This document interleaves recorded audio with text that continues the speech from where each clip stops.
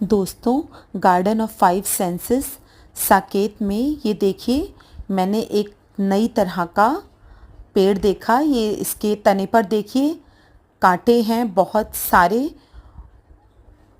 और ये इस पेड़ पर आपको एक घोंसला भी नज़र आ रहा होगा, किसी पक्षी का घोंसला है शायद। ये देखिए ऐसे बहुत सारे पेड़ हैं। ये कोई नई तरह के डेकोरेटिव कैक्टस के पेड़ हैं।